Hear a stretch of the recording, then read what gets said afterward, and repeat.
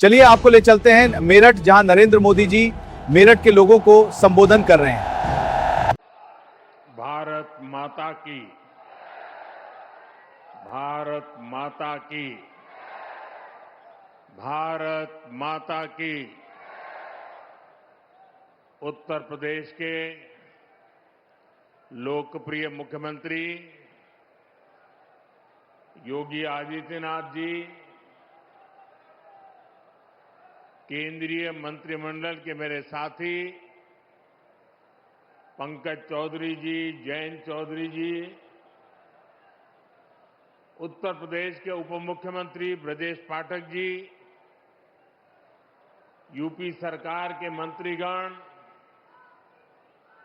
संसद में मेरे साथीगण, विधायकगण और विशाल संख्या में आए हुए मेरे प्यारे भाई और बहनों, बाबा औगड़नाथ की इस पावन धरती पर मेरठ की क्रांति धरा पर आज विकसित उत्तर प्रदेश, विकसित भारत, इसके लिए नई क्रांति को ऊर्जा मिल रही है। आज पहली बार एक ही मंच से नमो भारत रैपिड रेल और मेट्रो सेवा का एक ही दिन शुभारंभ हो रहा है। विकसित भारत की कनेक्टिविटी कैसी होगी, ये उसकी एक शानदार झांकी है। शहर के भीतर के लिए मेट्रो और ट्विन सिटीज के विजन को गति देने के लिए नमो भारत जैसी आधुनिक ट्रेन, मुझे संतोष है कि ये काम उत्तर प्रदेश में हुआ है।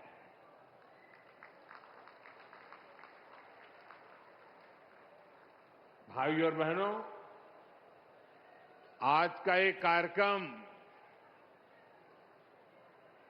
भाजपा की डबल इंजन सरकार की कार्य संस्कृति को भी दर्शाता है और हमारी कार्य संस्कृति क्या है? हमारी कार्य संस्कृति है कि जिस काम का शिलान्यास किया जाए उसे पूरा करने के लिए दिन रात एक कर दिया जाए। और इसलिए अब परियोजनाएं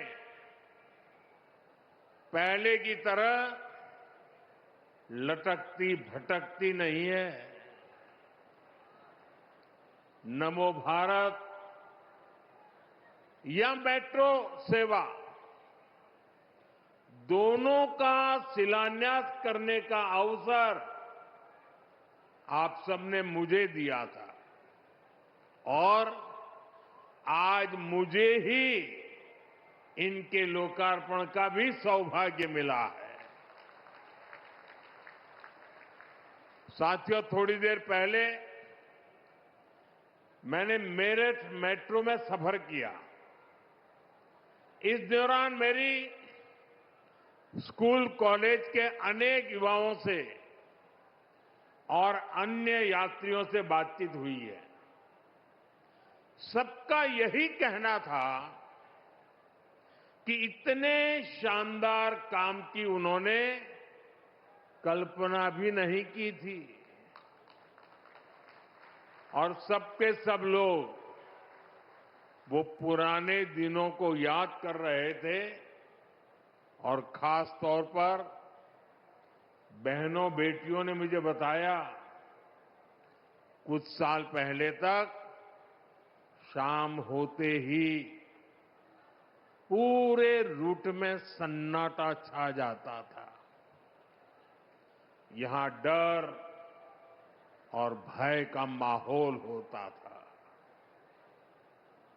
अब एक तरफ कानून व्यवस्था भी सुधरी है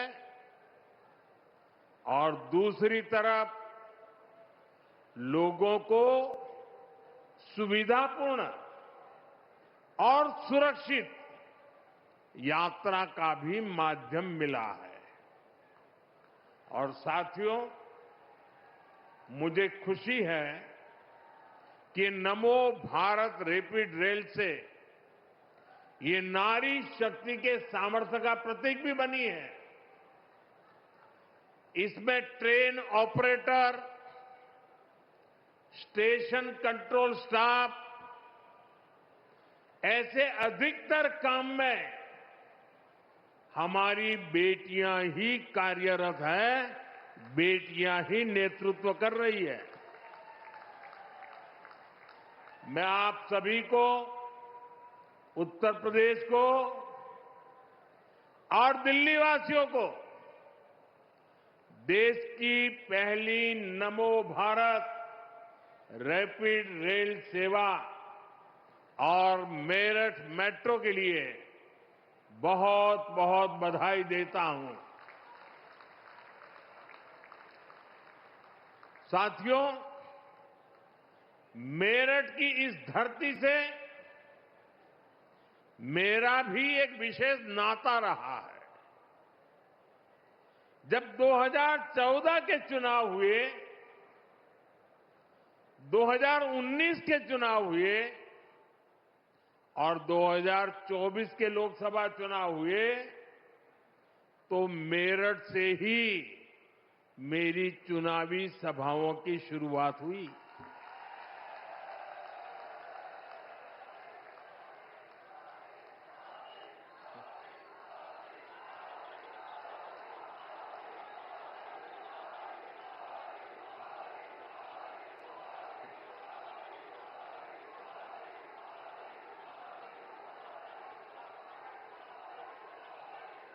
मेरठ के आप लोगों ने,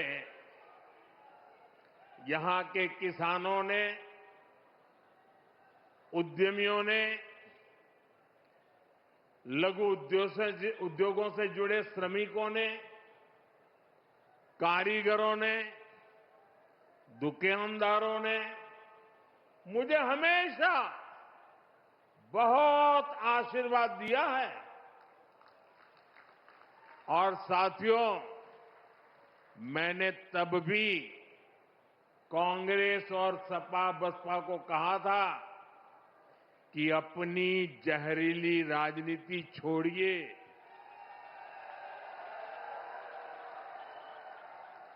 और आइए विकास के मुद्दे पर मुकाबला करके देखते हैं। साथियों, इन दलों ने तो अपनी जहरीली राजनीति नहीं बदली, लेकिन भाजपा ने विकास और अपनी नीति रीति, अपनी नियत में अगर एक बात को सर्वोपरि रखा तो वो है विकास, देश का विकास। इसका एक उदाहरण हमारी मेट्रो भी है, मेरठ मेट्रो भी है। साथियों, 2014 से पहले भारत में मेट्रो का विस्तार बहुत ही धीमी गति से हो रहा था। हालत ये थी कि कांग्रेस सरकार के समय में देश के सिर्फ 5 शहरों में ही मेट्रो चल पाई थी, जबकि आज भाजपा सरकार में देश के 25 से ज्यादा शहरों में मेट्रो चलने लगी है। आज भारत मेट्रो के मामले में दुनिया का तीसरा बड़ा नेटवर्क बन चुका है। यूपी में मेरठ के अलावा भी कई सारे शहरों में मेट्रो पर काम चल रहा है। साथियों, बीते 11 वर्षों में देश के दर्जनों शहरों तक मेट्रो पहुंची, क्योंकि भाजपा सरकार देश की जनता को सुविधा देना चाहती है। देशवासियों को हाई स्पीड, जाम और प्रदूषण से मुक्त सुविधा, ऐसे हर प्रकार की व्यवस्था देना चाहती है। इसलिए आज नमो भारत जैसी आधुनिक सेमी हाई स्पीड ट्रेन चल रही है, वंदे भारत ट्रेन चल रही है। साथियों, कांग्रेस सपा की जब दिल्ली में सरकार थी, तब ये सब संभव ही नहीं था, क्योंकि तब इंफ्रास्ट्रक्चर के प्रोजेक्ट्स घोटालों में ही गुम हो जाते थे। मेट्रो जैसी और उससे जुड़ी अधिकतर टेक्नोलॉजी भी हमें विदेशों से आयात करनी पड़ती थी। हमने घोटाले भी बंद किए और देश को आत्मनिर्भरता के रास्ते पर भी आगे बढ़ाया,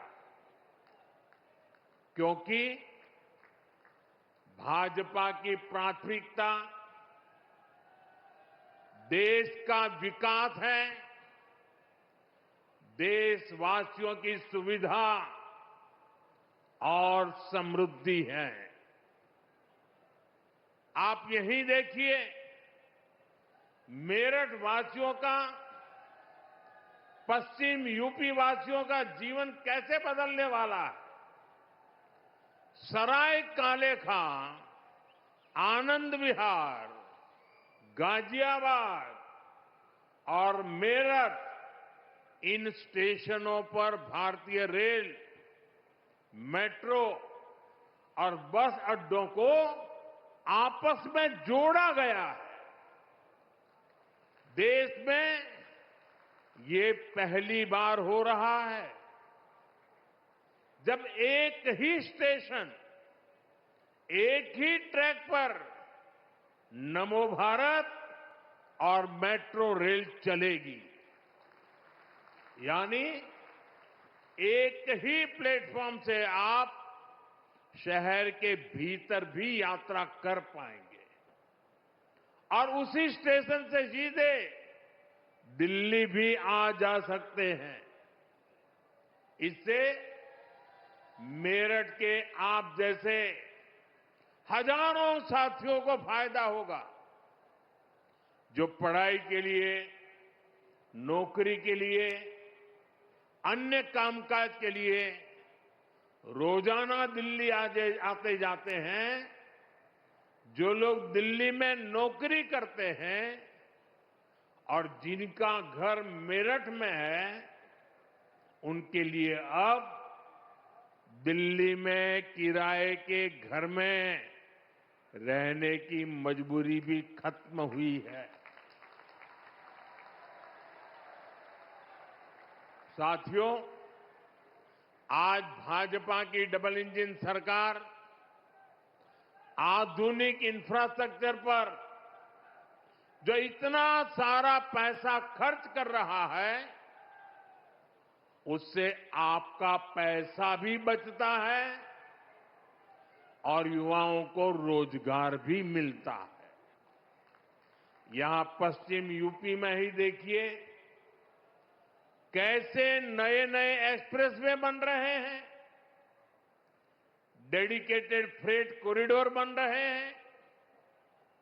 जेवर में इंटरनेशनल एयरपोर्ट बन रहा है। ये प्रोजेक्ट जब बनते हैं तब भी रोजगार मिलते हैं और बाद में नए उद्योग लगते हैं, नए कारोबार आते हैं, उससे भी रोजगार पैदा होते हैं। साथियों, उत्तर प्रदेश की ये धरती तो श्रम की धरती है, ये सृजन की धरती है। यहां के किसान हो, पशुपालक हो, छोटे लघु उद्यमी हो, बुनकर शिल्पकार हो, ये सभी विरासत और विकास के मंत्र को साकार कर रहे हैं। ऐसे में जब भारत का सामर्थ्य बढ़ता है तो उत्तर प्रदेश के इन सभी साथियों को भी फायदा होता है। साथियों, आप आजकल देख रहे हैं कि दुनिया के प्रति और दुनिया के लोगों के मन में भारत के प्रति कितनी आस्था है, लोग कितने आशावान हैं। दुनिया के अनेक विकसित देश आज भारत के साथ व्यापारिक समझौते कर रहे हैं। एक समय था जब कांग्रेस की सरकार चाहकर भी विकसित देशों के साथ समझौते नहीं कर पाती थी, क्योंकि तब घोटालों के लिए बदनाम कांग्रेस सरकार से समझौते करने में दुनिया को हिचक होती थी। लेकिन आज विकसित देश भारत के साथ जुड़ने के लिए उत्सुक है, क्योंकि उनको भारत के विकास में अपना भविष्य दिखता है। उनको भारत की युवा शक्ति में उम्मीद दिखती है। आज दुनिया को लगता है कि भारत वो ताकत है जो 21वीं सदी की चुनौतियों का समाधान दे सकता है। साथियों, बीते वर्षों में भाजपा की सरकार ने जो वैश्विक समझौते किए, उससे लघु और कुटीर उद्योगों से जुड़े लोगों को भी बहुत फायदा होगा। इसका फायदा मेरठ के स्पोर्ट्स का सामान बनाने वालों को होगा। मेरठ की ही कैंची, खुर्जा की क्रॉकरी, मुरादाबाद का पीतल, बागपत का होम फर्निशिंग उद्योग, सहारनपुर की लकड़ी की नक्काशी, लेदर, टेक्सटाइल, ज्वेलरी से जुड़े उद्योग, ऐसे हर लघु और कुटीर उद्योगों को इन समझौतों का बहुत बड़ा लाभ होने वाला है। भाजपा की प्राथमिकता देश के छोटे बड़े शहरों के सामर्थ्य को दुनिया के कोने कोने तक ले जाने का है। यूपी के अलग अलग जिलों की पहचान बढ़ाना है। साथियों, हमारा मेरठ और ये पूरा क्षेत्र लघु उद्योगों का, एमएसएमई का बहुत बड़ा सेंटर है। इस वर्ष जो केंद्र सरकार का बजट आया, उसमें हमने लघु उद्योगों के लिए 10,000 करोड़ रुपए के विशेष फंड की घोषणा की है। इससे यूपी के एमएसएमईज को लोन मिलना बहुत आसान होने जाएगा।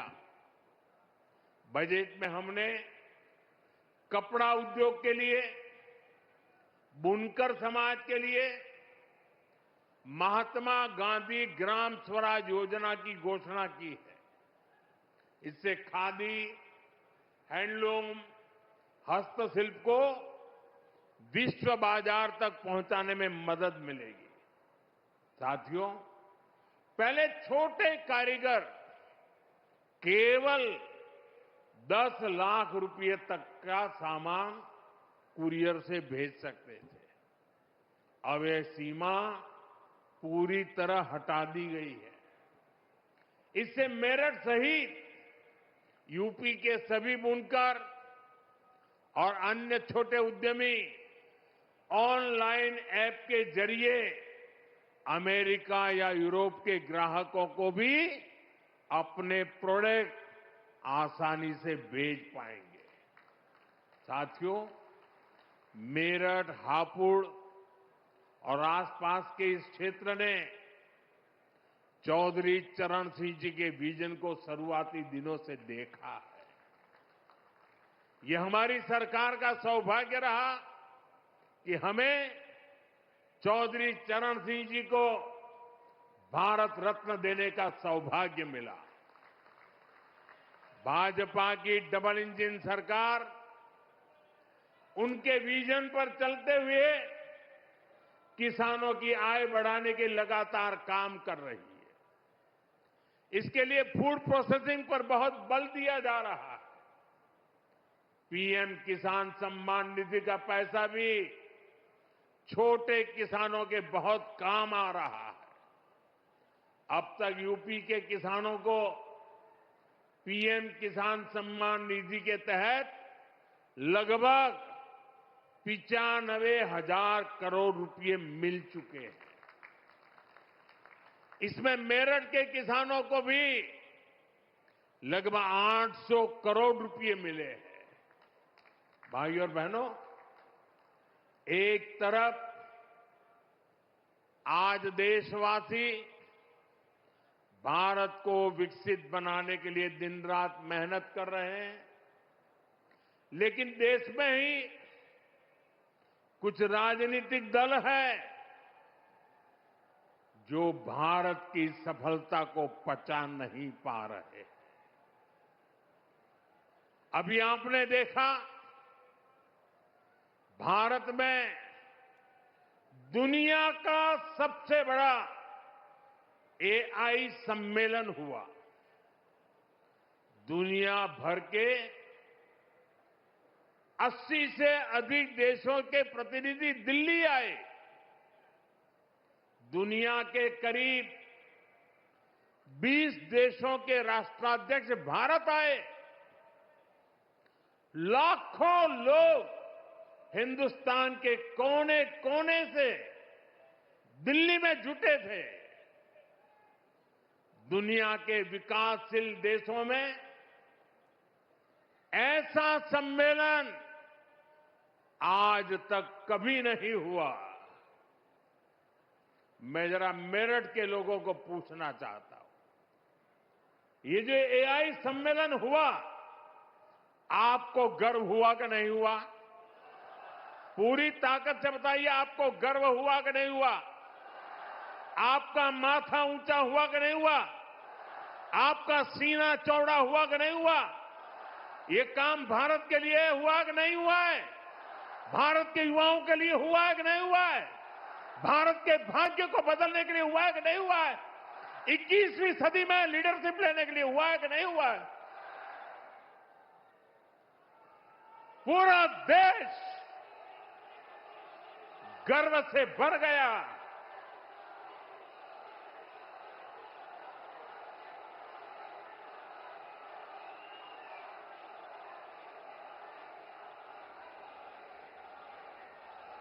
लेकिन कांग्रेस और इसके इकोसिस्टम ने क्या किया? साथियों, कांग्रेस ने भारत के एक वैश्विक आयोजन को अपनी गंदी और नंगी राजनीति का अखाड़ा बना दिया।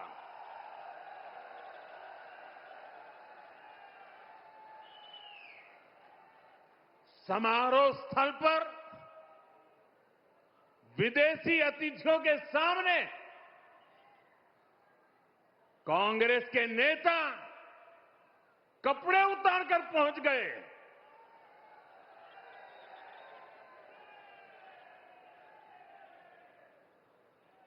मैं कांग्रेस वालों को पूछता हूं, देश तो जानता है आप पहले से ही नंगे हो, फिर कपड़े उतारने की जरूरत क्या पड़ी?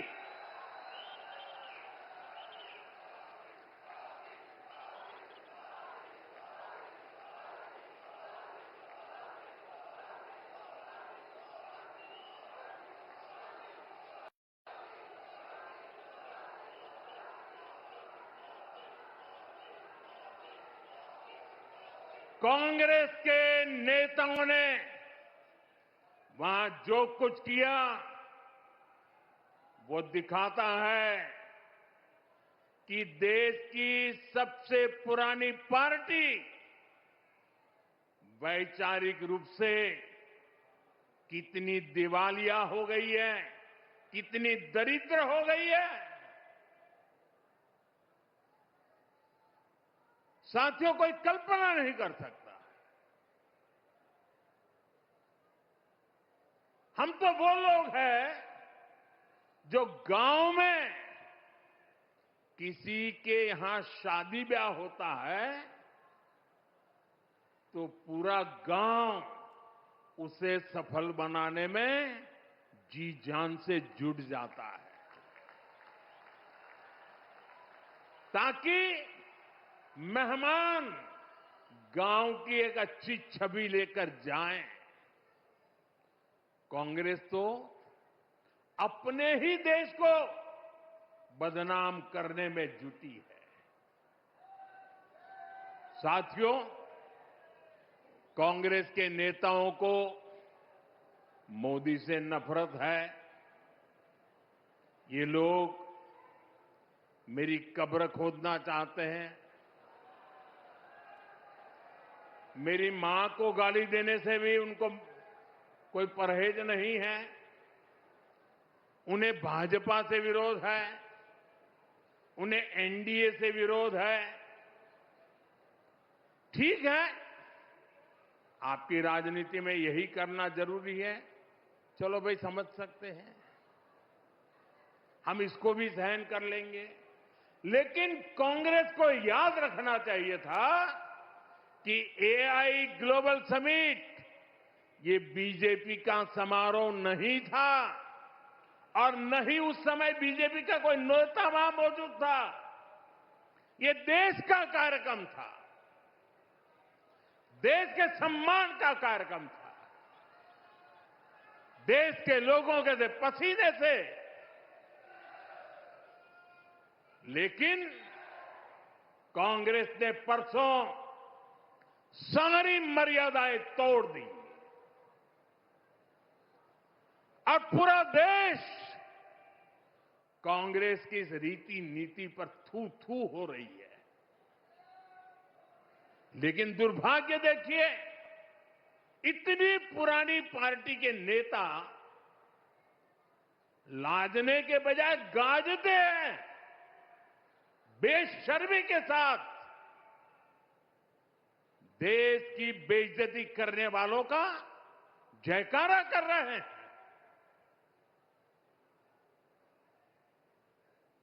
और ये मामला कांग्रेस की हरकतों का लगातार चल रहा है। पार्लियामेंट में क्या किया? पार्लियामेंट में खुद परफॉर्म कर नहीं पा रहे तो अपने साथी दलों को भी बोलने का मौका नहीं देते, पार्लियामेंट को चलने नहीं देते। और उसका सबसे बड़ा नुकसान कांग्रेस के जो साथी दल है ना, उनको हो रहा है। अब वो समझ गए हैं। ये अभी दिल्ली में उन्होंने जो ये नंगापन दिखाया, उनके सारे साथी दल चौंक गए हैं। सबने किनारा कर लिया। और मैं नम्रतापूर्वक देश के मीडिया को भी एक रिक्वेस्ट करना चाहता हूं। वैसे मैं मीडिया को हर प्रकार से झेलने के लिए ईश्वर मुझे शक्ति दे प्रार्थना करता रहता हूं, लेकिन आज मैं उनको प्रार्थना करता हूं कि कृपा करके हम जब इस प्रकार की हरकतों की आलोचना करें तो आप ये हेडलाइन मत बनाइए कि मोदी ने विपक्ष को धो डाला।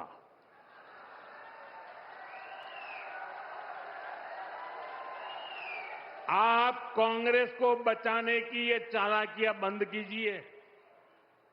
ये विपक्ष विपक्ष करके आप कांग्रेस को बचा रहे हैं, और विपक्ष में जो और साथी बैठे हैं वो भी समझ गए हैं कि पाप कांग्रेस करती है और भुगतना उनको पड़ता है।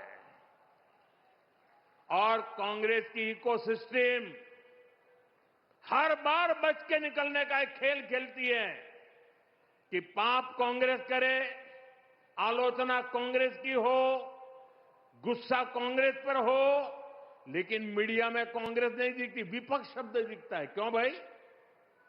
क्यों कांग्रेस को बचा रहे हो? ऐसा करने से आप न कांग्रेस को बचा पाते हो, न कांग्रेस को सुधरने के लिए मजबूर करते हो। अगर आप एक बार छापना शुरू कर दोगे, बोलना शुरू कर दोगे, ये जनरल विपक्ष का दोष है। और देखिए दिल्ली में जो हुआ, क्या उसमें कोई टीएमसी के लोगों ने पाप किया है? नहीं किया है। डीएमके के लोगों ने पाप किया है? नहीं किया है। बसपा के लोगों ने पाप किया है? नहीं किया है। फारूक अब्दुल्ला जी की पार्टी ने पाप किया है? नहीं किया है। सिर्फ और सिर्फ सरफरे नेता, कांग्रेस के बेलगाम नेता देश को तबाह करने पर तुले हुए हैं। अगर आपको प्रधानमंत्री की कुर्सी पर बैठना है तो पहले आपको जनता के दिल जीतने पड़ेंगे।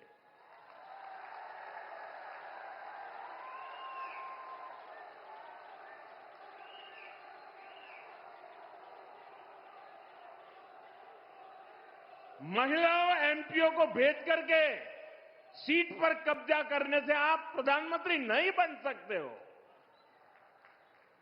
और माताओं बहनों को इस प्रकार से आगे करने की क्या मजबूरी है आपकी? क्या इतने खोखले हो गए हो आप लोग? साथियों,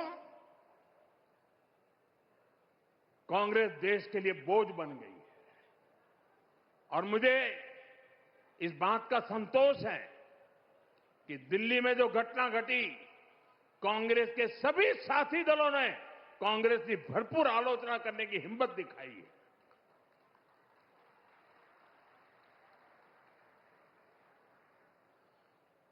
मैं विपक्ष के इन साथियों का सच्चाई के साथ और देश के गौरव के साथ खड़े रहकर रहने के लिए उनका मैं सार्वजनिक रूप से आभार व्यक्त करता हूं।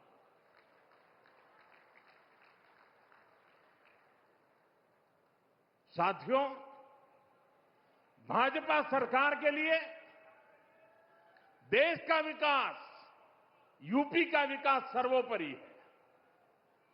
लेकिन आप याद करिए, 10 साल पहले तक यूपी की चर्चा किन बातों के लिए होती थी? हर किसी को मेरठ के दंगे, पश्चिम यूपी में क्रिमिनलों की गैंग, खराब सड़कें, बिजली की कटौती और पिछड़ेपन की परिस्थितियां, यही कुछ चर्चा में रहता था। पश्चिमी यूपी के अपराध पर फिल्में बनती थी, फिल्में। सपा सरकार ने यूपी का ये हाल करके रखा था। लेकिन आज यूपी को विकास के लिए जाना जा रहा है। आज हमारे यूपी को ब्रह्मोस के लिए मोबाइल फोन बनाने और एयरपोर्ट के लिए पर्यटकों की सुविधा लगातार बढ़ती संख्या के लिए जाना जाता है। यूपी स्पोर्टिंग इकोसिस्टम में भी अपनी पहचान बढ़ा रहा है। मेरठ में स्पोर्ट्स यूनिवर्सिटी का काम तेजी से पूरा किया जा रहा है। साथियों, सपा राज में जो अपराधी बेखौफ घुमा करते थे, वो आज योगी जी की सरकार में जेलों में दिन बिता रहे हैं। आज किसी की हिम्मत नहीं है कि कॉलेज से पढ़कर निकल रही हमारी किसी बेटी का अपमान कर सके। साथियों, जब कानून व्यवस्था सुधरती है तो व्यापार, कारोबार और दुकानदारी के लिए भी माहौल बनता है। इसलिए आज यूपी की अर्थव्यवस्था में भी जबरदस्त उछाल देखने को मिल रहा है। योगी जी के नेतृत्व में यूपी देश का बड़ा मैन्युफैक्चरिंग हब बन रहा है। कल ही मुझे यूपी की पहली सेमी कंडक्टर फैक्ट्री का शिलान्यास करने का अवसर मिला है। इस सेमी कंडक्टर फैक्ट्री के बनने से यूपी का सामर्थ्य और ज्यादा बढ़ जाएगा। इससे यहां नए निवेश, नए रोजगार के लिए अद्भुत संभावनाएं बनेगी। मैं आपको विश्वास दिलाता हूं, भाजपा की डबल इंजन सरकार ऐसे ही यूपी को देश की सबसे बड़ी इकोनॉमी बनाने के लिए काम करती रहेगी। यूपी विकसित होगा तो ही भारत विकसित होगा। एक बार फिर आप सभी को नमो भारत ट्रेन और मेट्रो प्रोजेक्ट के लिए बहुत बहुत शुभकामनाएं देता हूं। ये वंदे मातरम के 150 वर्ष मना रहे हैं। मेरे साथ बोलिए, वंदे मातरम, वंदे वंदे वंदे वंदे वंदे वंदे वंदे वंदे वंदे वंदे वंदे। अभी के लिए बस इतना ही। कल फिर मिलेंगे। देखते रहिए न्यूज इंडिया, सत्य के साथ।